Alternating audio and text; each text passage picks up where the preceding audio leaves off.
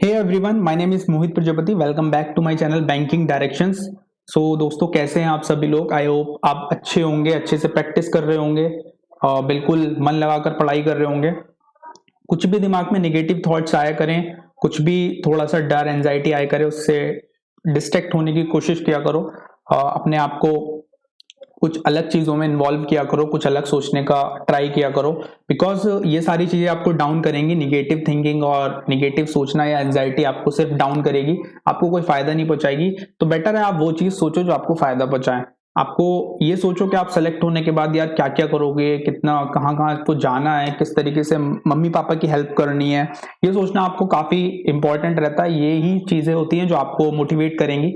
Motivation कहीं और से नहीं आता है, सिर्फ अपने अंदर से ही आता है। और जितना अपने अंदर से आप मोटिवेट हो सकते हो, उतना कोई आपको मोटिवेट नहीं कर पाएगा। तो ये सारी चीजें सोचा करो यार।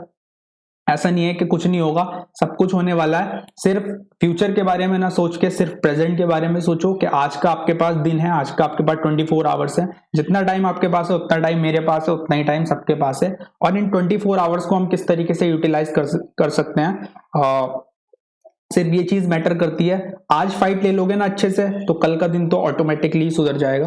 तो ये चीज बहुत इंपॉर्टेंट होती है। आज फाइट लो, सिर्फ डेली आज के बारे में सोचा करो कि आज किस तरीके से फाइट लेनी है, कहाँ अपने आप को इंप्रूव करना है। तो दोस्तों देखो, जैसे कल मैंने एक वीडियो अपलोड किया हुआ है कि हम लगाने वाले हैं 3 डेज का चैलेंजिंग टारगेट लेके चल रहे हैं। इसमें हम मॉक टेस्ट लगाएंगे एसबीआई क्लर्क का, और 2 दिन 3 दिन अपनी प्रैक्टिस भी रहा करेगी, और थर्ड डे अपना मॉक टेस्ट रहा करेगा। तो काफी बच्चे होंगे जिनका एसबीआई क्लर्क अच्छा नहीं गया है और वो आरआरबी पीओ पर फोकस कर रहे हैं, आरआरबी पीओ और आरआरबी क्लर्क पर, क्योंकि उन्हें पता है वो निकल जाएगा। तो उन बच्चों ने प्रैक्टिस करना तो स्टार्ट कर ही दिया होगा काफी पहले से, जब से एग्जाम हुआ है। और वो मॉक टेस्ट भी लगा रहे होंगे, जहां तक कि उन्होंने काफी 1-2 मॉक टेस्ट लगा भी चुके होंगे। तो अब जो मॉक टेस्ट आपको लगाने होंगे या अब जो बच्चे लगाएंगे, तो उन्हीं के लिए मैं स्ट्रेटेजी लेके आया हूं कि आपको किस तरीके से अटेम्प्ट करना होता है। क्योंकि ये थोड़ा सा डिफरेंट सिनेरियो होता है। आरआरबी क्लर्क का बिल्कुल एग्जाम डिफरेंट तरीके से आ सकता है। लेवल की बात नहीं कर रहा हूं, सिर्फ इंटरफेस और उसकी बात कर रहा हूं, टाइमिंग की, टाइम डिस्ट्रीब्यूशन की। सिर्फ ये चीज होती है जो अलग आती है। बाकी लेवल तो आपको पीओ का लेवल, एसबीआई क्लर्क के लेवल के तरीके का मिलेगा। क्लर्क का लेवल तो बहुत आसान रहता है। सबसे इजी बैंकिंग एग्जाम में आरआरबी क्लर्क रहता है। तो देखो, यहाँ टाइम रहता है आपके पास 120 मिनट्स। 120 मिनट आपके पास यहाँ पर रहते हैं, जो कंपोजिट टाइम होता है। और इसी का ही आपको अच्छे से इसी को ही आपको डिस्ट्रीब्यूट करना होता है हर एक सेक्शन में। तो स्ट्रैटेजी यही होती है कि हम टाइम डिस्ट्रीब्यूशन किस तरीके से करें, बैलेंस वे में, कहाँ अपने आप को बैलेंस तरीके से, किस तरीके से हमने मेंस का मॉक टेस्ट अटेम्प्ट करना होता है। Time distribution is very important here. तो ये आपको समझनी होगी कि टाइम डिस्ट्रीब्यूशन करते टाइम बहुत अच्छे से हमें टाइम देना हर एक सेक्शन को। ऐसा नहीं है किसी सेक्शन को हम ज्यादा टाइम दे दें, और ऐसा भी नहीं हो कि किसी सेक्शन को हम कम टाइम दें और उसमें हम अच्छा अटेम्प्ट कर सकते थे बट कर नहीं पाए। तो ये चीजें एनालाइज करते हुए हमने मेंस का मॉक टेस्ट अटेम्प्ट करना है, आरआरबी पीओ और क्लर्क दोनों का ही। तो देखो, सबसे पहले हम बात करेंगे, 5 सेक्शन यहाँ पर रहते हैं। जैसे कि आपको एक सेक्शन कंप्यूटर भी मिलता है यहाँ पर, तो कंप्यूटर अलग से ही आता है बिल्कुल, और बहुत बेसिक रहता है, उसके बारे में मैं आपको बताऊंगा अभी। तो सबसे पहले हमने देखो कौन से सेक्शन की मैं बात करूंगा। सबसे पहले हमने उठाना है ये जीए एंड कंप्यूटर। ये दोनों सेक्शन, जैसे ही आपका मेंस का मॉक टेस्ट ओपन होता है ना, तो सबसे पहले आपको मूव कर जाना है इन दोनों सेक्शन में से किसी भी एक सेक्शन पर। और यहां आपको डिस्ट्रीब्यूट करने होते हैं 10 मिनट्स अपने, 10 minutes, 10 minutes, that's it. 10 minute से यहां पर ज्यादा नहीं देना होता आपको। आप 20 मिनट से ऊपर सिर्फ आप 23 मिनट्स दे सकते हो, 22 मिनट्स दे सकते हो। वो कि आपको रीड करने में थोड़ा सा टाइम लग जाता है किसी किसी क्वेश्चन को, जो कि बड़ा हो जाता है। देखो, इन दोनों सेक्शन का फंडा क्या है समझो। इन दोनों सेक्शन का फंडा सिर्फ एक है, क्वेश्चन आता है टिक करोगे आगे बढ़ोगे, क्वेश्चन आता है टिक करोगे आगे बढ़ोगे, दैट्स इट। और कुछ नहीं है। आप यहां पर ये चीज नहीं कर पाओगे कि भाई मैं बैठ गया, जैसे हमारे पास एसबीआई क्लर्क में जीए के लिए टाइम होता है, बैठ गए अच्छे से क्वेश्चन को सोच रहे हैं, याद आ गया तो लगा देंगे यार, सोच लो थोड़ा। वो चीज यहां पे नहीं हो सकती है, क्योंकि टाइम बहुत कम रहता है। और यहीं से ही इन सेक्शन को टाइम कम देके बाकी सेक्शन के लिए टाइम हमें निकालना होता है। ये बहुत इंपॉर्टेंट चीज रहती है। तो 10 मिनट्स में जीए का क्वेश्चन रीडिंग स्पीड आपकी बहुत अच्छी होनी चाहिए।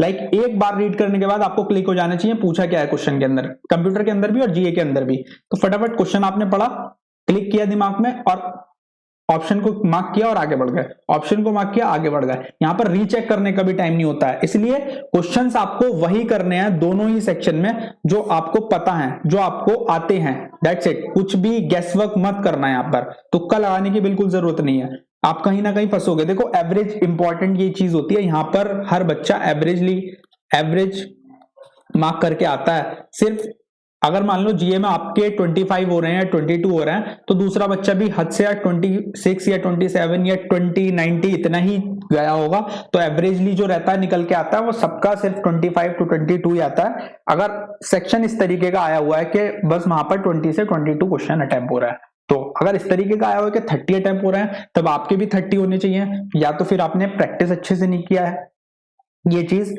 फिर वो आपको देखनी होगी। तो देखिए यहाँ पर सिर्फ 10 मिनट्स देने हैं आपको, ये चीज बात ये कंप्यूटर का और जीए का हो गया। और ये भी हो गया कि किस तरीके से आपको ये लगाना है। सिर्फ एक बार क्वेश्चन पढ़ना, आता है ठीक है, नहीं आता है सिर्फ स्किप करो, बात खत्म। अब बात आती है बचे हुए टाइम की। चलो मैं आप मान के चलता हूं कि आप यहाँ पर कितना टाइम दे देते हो, 25 मिनट्स दे देते हो, ओके। यहाँ पर 20 मिनट्स की जगह आप इन दोनों सेक्शन में आपने कितना दे दिया, 25 मिनट्स अपना दे दिया, जो कि आप दे सकते हो, आराम से दे सकते हो, और आपका चला भी जाएगा 25 मिनट्स, क्योंकि कुछ क्वेश्चंस होंगे जो कंप्यूटर में आपको थोड़े से समझ के पढ़ने होंगे, इसी वजह से। अब देखो बचे हुए कितने होगा, 95 मिनट्स। 95 मिनट्स आपको अब बचे हैं। अब इन 95 मिनट्स का बहुत अच्छे से यूज करना है, हमने बहुत अच्छे से डिस्ट्रीब्यूट करना है। अब कैसे डिस्ट्रीब्यूट करोगे, देखो सबसे पहले आपको आना है अपने स्ट्रॉन्ग सेक्शन पर, स्ट्रॉन्ग सब्जेक्ट पर। तो स्ट्रॉन्ग सब्जेक्ट पर आपको आना है सबसे पहले, और स्ट्रॉन्ग सब्जेक्ट को आपको देने हैं 35 मिनट्स। इन 35 मिनट्स के अंदर कोशिश करनी है कि आप अच्छे से अटेम्प्ट कर पाओ। यानी अगर उस सेक्शन के अंदर अटेम्प्ट अच्छा हो रहा है, 20 से ऊपर हो रहा है, या 25 से आप ऊपर कर सकते हो, तो आप कर पाओ, ये आपको बिल्कुल इंश्योर करना होगा। आपकी इतनी अच्छी प्रैक्टिस होनी चाहिए तभी, क्योंकि यहां पर क्या होगा, इन 35 मिनट्स देने का मतलब यही है कि हम इस सेक्शन से ज्यादा मार्क्स निकाल पाए, इसलिए हम यहाँ पर 35 मिनट्स दे रहे हैं। और ये हमारा स्ट्रॉन्ग सब्जेक्ट है, तो हम यहाँ पर स्पीडली कर पाए सारी चीजों को, इसलिए यहाँ पर टाइम ज्यादा दिया गया है। ये नहीं है कि जो सेक्शन वीक है उसको टाइम ज्यादा देना है, नहीं, उसको टाइम ज्यादा नहीं देना है। उसमें तो हमें पता है कि हमने क्या करना है, हमें 10-12 क्वेश्चन 15 क्वेश्चन अटेम्प्ट होने हैं, तो वही होने हैं। उसको तो टाइम ज्यादा दो या उतना ही दो या फिर ज्यादा दो, क्योंकि वहां पर हमें पता है हम परफॉर्म अच्छे से नहीं कर पाएंगे। लेकिन स्ट्रॉन्ग सब्जेक्ट में हमें पता है कि हम परफॉर्म अच्छे से कर पाएंगे, यहाँ हम टाइम ज्यादा देंगे और अपने मार्क्स निकालेंगे। तो 35 मिनट्स आपको स्ट्रॉन्ग सब्जेक्ट को देना है। वो स्ट्रॉन्ग सब्जेक्ट कुछ भी हो सकता है, इंग्लिश हो सकता है, या आपका क्वांट हो सकता है, या आपका रीजनिंग हो सकता है। जिनका रीजनिंग है, रीजनिंग अटेम्प्ट करो फटाफट। इन दोनों सेक्शन के बाद फटाफट आपने जी अटेम्प्ट करा, फिर कंप्यूटर अटेम्प्ट करा, दोनों सेक्शन के बाद आ गए। अब स्ट्रॉन्ग सब्जेक्ट अपना उठाओ, क्वांट है जिनका क्वांट उठाओ, इंग्लिश है इंग्लिश उठाओ, और जिनका रीजनिंग है रीजनिंग उठाओ। देन जो आपके पास बचेंगे 60 मिनट, 60 मिनट में इन स्ट्रॉन्ग सब्जेक्ट के हायरार्की सेट करनी है हमने। देखो स्ट्रॉन्ग सब्जेक्ट, फिर थोड़ा सा जो और हमें अच्छा लगता है वो, और फिर जो हमारा सबसे वीक है, फिर लास्ट में वो अटेम्प्ट करेंगे। अब देखो 30 मिनट्स में आपको क्या करना है, 30 मिनट्स डिस्ट्रीब्यूट कर देने हैं बस। 30 मिनट इन दोनों जो दोनों सब्जेक्ट बचे होंगे उनको 30 मिनट डिस्ट्रीब्यूट कर दो। और सेकंड सेक्शन आप क्या उठाओगे, स्ट्रॉन्ग सब्जेक्ट उठाने के बाद वो उठाओगे जो आपको अच्छे से आप थोड़ा सा कर लेते हो सही से। मान लो आप क्वांट अच्छे से कर लेते हो, उसके बाद रीजनिंग आप थोड़ा सही से कर लेते हो, आप रीजनिंग उठाओ, फिर इंग्लिश लास्ट में उठाओ। क्योंकि आपको पता है इंग्लिश यार मैं बहुत आसानी से अटेम्प्ट नहीं कर पाता हूँ, बहुत मुझे समझ बिल्कुल अच्छे से चलना होगा, धीरे धीरे चलना होगा, और मैं बिल्कुल एक्यूरेसी के साथ अटेम्प्ट करूंगा। तो मुझे पता है मैं 20-22 इतने ही क्वेश्चन कर पाऊंगा, तो बस उसे लास्ट में उठाओ, आराम से करो, उसको कोई टेंशन लेने की जरूरत नहीं है। तो बार बार देखो ये मत करना कि आप फटाफट पहले रीजनिंग पे मूव कर गए, रीजनिंग आपको टफ लगी और आपने थोड़ा सा रीजनिंग को टाइम दिया, फिर यार आप क्वांट पे आ जाते हैं, क्वांट अप कर लेते हैं। अब क्वांट भी टफ लग गई तो आप क्वांट को छोड़ते हैं, इंग्लिश पे आ जाते हैं, फिर बाद में क्वांट करेंगे कि हम क्वांट भी दे देंगे। ये मत करना, बिल्कुल ऐसे नहीं चलना है कि बार बार रीशफलिंग करनी है, बार बार सेक्शन पर मूव करना है, नहीं, ये नहीं होता है। सिर्फ एक बार मूव करो और 35 मिनट्स वहां पर दो, और टाइम जो टाइमर चलता है ना उस पर बहुत ज्यादा ध्यान रखना होता है। यहाँ पर बहुत ज्यादा ध्यान रखना, उस पर फोकस रखना कितना टाइम हमारा चला गया। जैसे आपने जी और कंप्यूटर लगाने के बाद टाइम नोट कर लेना कि कितना बचा है टाइम, कितना मैंने यहाँ पे टाइम दे दिया है, तो फटाफट फिर उसके बाद एक सेक्शन लगाने के बाद देखते रहना कि टाइम कितना चल रहा है, कितना टाइम हो गया और मैं कितने अटेम्प्ट कर चुका हूं। यहाँ पर ये चीज देखनी होती है, कंट्रोल वे में रहना होता है हमें। तो 30 मिनट जैसे ही आप अपने दोनों सेक्शन को दे दोगे, दैट्स इट। ये आपको यहाँ पर इस तरीके से मॉक टेस्ट अटेम्प्ट करना होगा।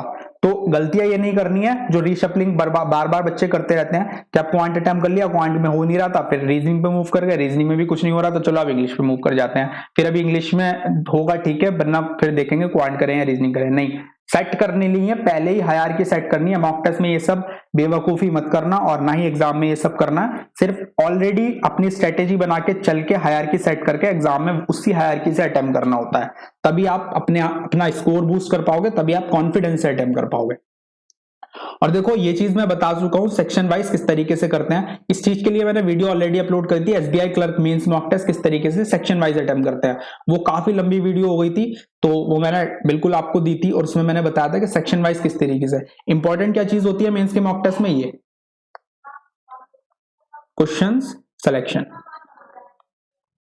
तो यही इंपॉर्टेंट चीज होती है। आप जैसे ही आपका सेक्शन खुलता है क्वांट, रीजनिंग और इंग्लिश, इन तीनों चीजों के अंदर, क्वांट और रीजनिंग के अंदर क्वेश्चन सिलेक्शन बहुत ज्यादा इंपॉर्टेंट होता है। इंग्लिश तो फिर भी चल जाता है कि हाँ जो हमें आता है फटाफट कर देंगे, जो नहीं आता है वो तो नहीं आता है।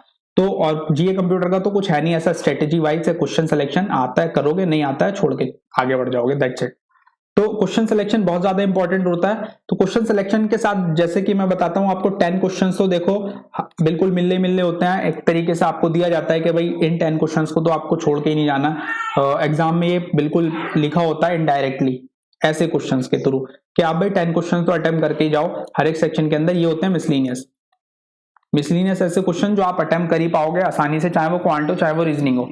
और रीजनिंग में मैंने आपको बताया हुआ है कि सबसे पहले जो रीजनिंग में मैंने आपको बताया हुआ है कि रीजनिंग में मिसलिनियस अटेम्प्ट किया करो और क्वांट के अंदर क्वेश्चन ढूंढा करो कि क्वेश्चन कैसे कैसे आए जिनको हम कर सकते हैं, डीआई कौन सी है जो हम कर सकते हैं। तो अपनी स्ट्रॉन्ग और अपने टॉपिक के अकॉर्डिंग आपको चलना होता है। आपको कोई आके ये नहीं बताएगा कि डीआई आसान है ये कर ले और वो डीआई भारी है उसको लीव कर दे, ऐसा नहीं होगा। आपको खुद ये चीज प्रैक्टिस से आती है कि कौन सी डीआई आसान है, किस डीआई में परसेंटेज और रेशियो ही लग रहा है और किस डीआई में बहुत ज्यादा लॉजिकल अपना दिमाग भी लगाना पड़ रहा है, जो कि बिल्कुल इन्फ्रेंस वहां पर लग रही है और समझ नहीं आ रही है, तो उसको ऑब्वियसली लीव करना होता है। तो यही चीज होती है रीजनिंग में। आप सबसे पहले मिसलिनियस अटेम्प्ट क्या करो, मिसलिनियस में आप 12 से 13 क्वेश्चन तो हमेशा कर पाओगे। तो 12 से 13 क्वेश्चन तो मिसलिनियस के होते ही होते हैं रीजनिंग के अंदर। तो रीजनिंग एक ऐसा सेक्शन होता है जहां पर बच्चे अच्छा कर लेते हैं स्कोर। मैं भी सही कर लेता हूँ मेंस के मॉक टेस्ट में इतना क्वांट में, जबकि मेरा क्वांट स्ट्रॉन्ग है तब भी मैं क्वांट में इतना नहीं कर पाता हूँ जितना मैं रीजनिंग में कर लेता हूँ। कभी रीजनिंग आसान आ जाती है और कभी कभी इतनी टफ आ जाती है कि वहां कुछ नहीं होता है। बट मेरा ये रहता है कि स्ट्रॉन्ग सब्जेक्ट तो लेके ही चलना है, तो मैं पहले क्वांट ही लेके चलता हूँ ऑब्वियसली। अब देखो एक चीज और बची है, किसी दिन मैं आपको आरआरबी पीओ का मॉक टेस्ट लगा के दिखाने वाला हूँ और किस तरीके से टाइम डिस्ट्रीब्यूट कराया मैंने वो भी चीज मैं दिखा दूंगा सेक्शन वाइज उसमें, तो बिल्कुल दिखाऊंगा। अब एंड देखो जिन बच्चों का कंप्यूटर अभी रेडी नहीं है तो यार प्लीज इसे रेडी करना स्टार्ट कर दो, इसको 10 to 15 मिनट्स देना स्टार्ट कर दो फटाफट। 10 to 15 मिनट्स में इसके क्वेश्चंस प्रैक्टिस करो। ऐसा नहीं है कुछ आपको थ्योरीज वगैरह पढ़नी है, थ्योरीज का भी मैं बता दूंगा क्या क्या पढ़ना है। तो अभी मैं वीडियोस का मैंने बताया था कि मैं कंप्यूटर की वीडियोस शेयर कर दूंगा, कौन कौन सी आपको वीडियोस हेल्प करेंगी, तो मैं शेयर कर दूंगा अपने टेलीग्राम चैनल पर। टेलीग्राम चैनल जरूर ज्वाइन कर लेना, @banking direction है, आप सर्च करोगे टेलीग्राम पर तो ये आपको मिल जाएगा। तो मैं इसी चैनल पर ये सारी वीडियोस शेयर करूंगा और इसी चैनल पर आप देख सकते, ये वीडियोस यहीं से आपको लिंक मिल जाएगा तो आप देख सकते हैं। और जिनका भी देखो कंप्यूटर रेडी नहीं है तो वो क्या कर सकते हैं, मॉक टेस्ट में अभी कंप्यूटर को लीव करके चलो 10 से 12 दिन अभी कंप्यूटर को तो तैयार करो, फिर मॉक टेस्ट में अटेम्प्ट करना, क्योंकि फायदा नहीं है अभी कंप्यूटर अटेम्प्ट करके, बिकॉज आप इसमें गलतियां ही करोगे, आपको कुछ समझ नहीं आएगा। तो इसका टाइम दूसरे सेक्शंस में दे दो, इंग्लिश, क्वांट और रीजनिंग, इनमें से इनमें डिस्ट्रीब्यूट कर दो कंप्यूटर का 10 मिनट्स। बट जीए को सेट कर लो कि 10 to 12 मिनट्स ही देने हैं और इसी तरीके से कंप्यूटर को सेट कर लो। इसी तरीके से हमने स्पीड बनानी है और ऐसे ही चलना है। तो कंप्लीट मॉक टेस्ट की स्ट्रेटेजी यही थी दोस्तों। आप इस तरीके से मॉक टेस्ट लगाना स्टार्ट कर दो, देखो आपके स्कोर भी बूस्ट हो जाएगा और मार्क्स भी हो जाएगा और गलतियां कम होनी स्टार्ट हो जाएंगी। कम गलतियां करना आप स्टार्ट कर दोगे। तो यही कंप्लीट वीडियो थी। अगर वीडियो पसंद आए तो लाइक करना, शेयर करना, दैट्स इट। चैनल को सब्सक्राइब कर देना, आपका अपना ही चैनल है। Thank you so much.